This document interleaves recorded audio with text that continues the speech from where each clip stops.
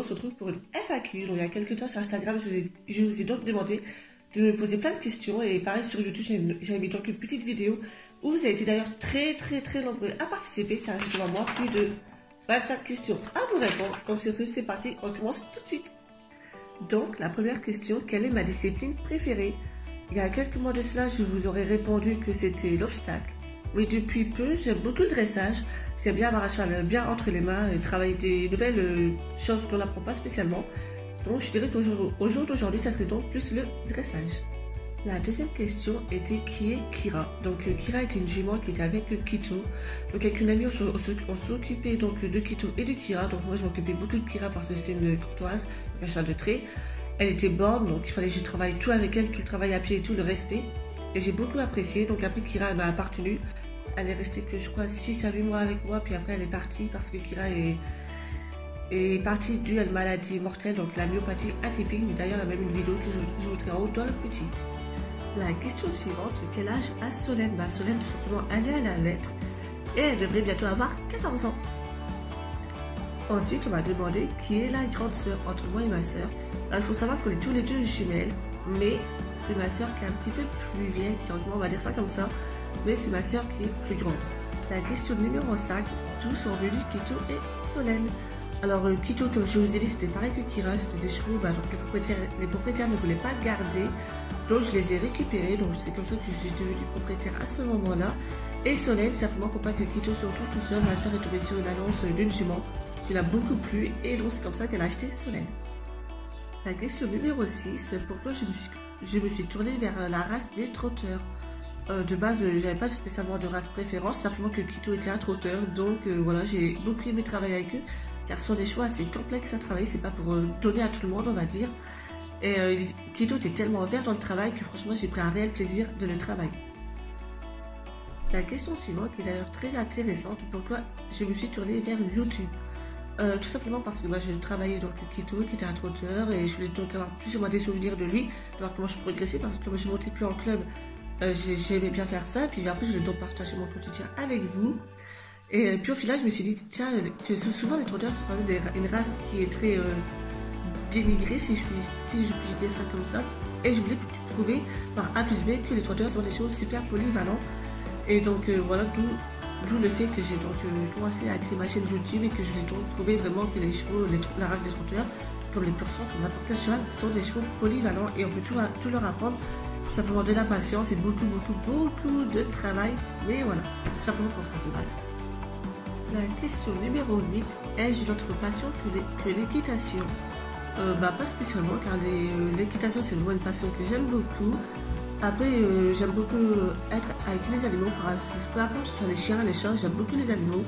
Et non, je n'ai pas spécialement d'autre passion que l'équitation. Donc, la question suivante, mon plus grand rêve équestre. J'aimerais bien, donc c'est un rêve bien entendu, avec ma sœur, reprendre donc une activité équestre, donc faire de l'élevage, faire une pension propriétaire tout simplement. Et donc moi, avoir mon BPGEPS, être monitrice et donc donner des cours, travailler des chevaux, tout le tralala, c'est quelque chose que j'aimerais bien. Mais bon, ça reste un rêve pour le moment, donc voilà. Je pense que ce serait l'un de mes rêves les plus gros, on va dire. La question numéro 9, aimerais-tu travailler dans le monde ECA? Alors, j'aimerais beaucoup travailler dans le monde des chevaux, notamment être monitrice indépendante. Mais il faut savoir que le BPGEPS coûte très cher. Et au jour d'aujourd'hui, donc je ne peux pas me les financer. D'ailleurs, j'ai jamais passé mes galops, donc il faudrait aussi que je les passe. Mais j'aimerais bien donc travailler dans le monde équestre, donc en tant que monitrice indépendante, et aussi avoir un second travail et pas vivre que de la passion des chevaux. La question numéro 11, est-ce que je connais donc une écurie active? Donc pour moi, qui veut dire active, c'est donc élevage, pension propriétaire, valorisation des chevaux, donner des cours et tout le travail. Donc pour moi, ça c'est plus une écurie active. Et j'en connais une qui est même d'ailleurs à une demi-heure de chez moi. La question suivante, combien de temps ai-je monté en club? Donc j'ai commencé j'avais 7-8 ans et j'ai arrêté quand je devais avoir 15-16 ans, donc on va dire environ entre 7-8 ans j'ai monté en club. Voilà. La question suivante, ce que j'aime et ce que je n'aime pas en club. J'aime pas donc les moniteurs qui gagnent tout le temps, les moniteurs qui pensent qu'à l'argent, les chevaux qui servent d'usine tout simplement, et les cavaliers qui s'amusent à juger les uns et les autres, à rabaisser ou quoi qu'est-ce. Cela ne m'intéresse pas et j'aime pas du tout. Donc voilà, bien entendu, on ne met pas tout le monde dans le même panier, mais il y a certains cas de clubs que j'aime pas, dû surtout à la mentalité du moniteur et des cavaliers. La question numéro 14, est-ce que je compte faire des concours de hunter? Non, c'est pas prévu, c'est pas spécialement facile. C'est des équipes que j'aime bien avoir de temps en temps, mais je pense qu'avec Solène, on pourrait pas leur faire car elle est trop irrégulière, et puis moi de même. Mais non, je n'ai pas de projet de faire de concours de hunter. La question numéro 15, quelle hauteur maximum que j'ai sauté? Donc avec Kito, ça doit être les 1 mètre, et avec Solène, je crois que c'est 1 mètre ou 1 mètre 10. Voilà. La question numéro 16, d'ailleurs, vous étiez plusieurs à poser la même question. Est-ce que je vais donc me reprendre un nouveau cheval? Alors j'aimerais bien, je suis d'ailleurs même en train de mettre de l'argent de côté pour m'en acheter un dans quelques temps. Et il faut savoir qu'un cheval c'est cher, donc l'achat il est cher. Mais surtout les entretiens derrière sont encore plus chers. Mais oui, j'aimerais bien m'en reprendre un. La question suivante, le cheval de mes rêves. Alors moi ça serait tout simplement une jument noire ou B brun, tout simplement B foncé. Avec une grande liste, des grandes balzanes, un cheval bien équilibré, qui saute super bien, qui dresse super bien, qui passe partout, enfin vraiment le cheval de mes rêves, avec une belle morphologie, bien proportionnée tout partout. Donc voilà, ce serait tout simplement le cheval de mes rêves de robe plutôt foncée. La question numéro 18, mon rêve équestre le plus fou. Si Kito il sera encore là, ce serait donc d'aller à la mer avec lui, faire des grandes galopades sur le sable ou mettre de grandes allées au trot. Et voilà, Kito n'est plus là, donc ça serait donc de reprendre un nouveau cheval et aller donc à la mer. Je pense que c'est l'un des rêves de beaucoup de cavaliers qu'ils aimeraient faire. Donc je pense que c'est l'un de mes rêves les plus fous. Alors, pourquoi Kito et pas un autre? Parce que Kito m'a été donné, voilà, tout simplement pour faire un simple. Et que j'ai beaucoup aimé travailler avec lui, c'était un trotteur. Moi aussi j'avais donc mes préjugés donc, sur cette race, et au final c'était totalement absurde, car c'est une race comme les autres tout simplement. Et donc pourquoi Kito? Parce que franchement je l'ai beaucoup apprécié dans son mental et tout. Franchement c'est un cheval très taquin, mais aussi très polyvalent, et il avait un cœur énorme. La question numéro 20, depuis quand je monte à cheval? Depuis mes 7-8 ans. Quel galop as-tu? Je n'ai absolument aucun galop car j'ai jamais passé mes galops, voilà. Vas-tu retourner en club?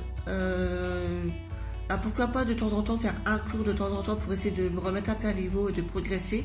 Après reprendre les cours comme je faisais avant, non, pas du tout.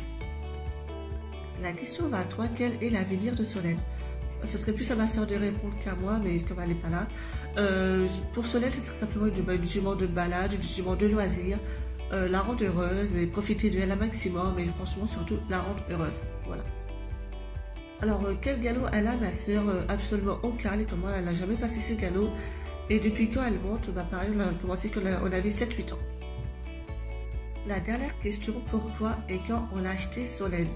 On l'a acheté dans un groupe pour faire simple. Le cheval que ma soeur elle avait ne lui correspondait pas, donc elle a vendu pour s'acheter un nouveau cheval, et Kito, donc il était avec le cheval de mon copain. Mais on a décidé donc de se séparer de ce cheval-là. Et pour pas que Kito se retrouve tout seul, ma soeur a fait donc des recherches, elle est tombée donc sur l'annonce de Solène. Et c'est comme ça que Solène est arrivée avec nous. Et voilà, c'est donc la fin de cette vidéo. J'espère qu'elle vous a plu, que vous en savez un peu plus à mon sujet. Et de base, je voulais faire cette vidéo auprès des chevaux, mais il faut savoir qu'on est encore en confinement, que les sorties sont brèves, et si on sort c'est 1 heure maximum, et que ça aurait été bien trop long à poser mes 25 questions là-bas, sachant que j'aurais fait plusieurs plans et tout, donc ce n'était pas possible. C'est donc pour ça que je l'ai tourné chez moi. D'ailleurs, j'espère que ça vous a plu. J'aime pas trop faire des face cam. Voilà. Et donc, pensez à rester chez vous, à vous protéger. Moi, je vous dis à très bientôt pour une prochaine vidéo. Sur ce, bye bye.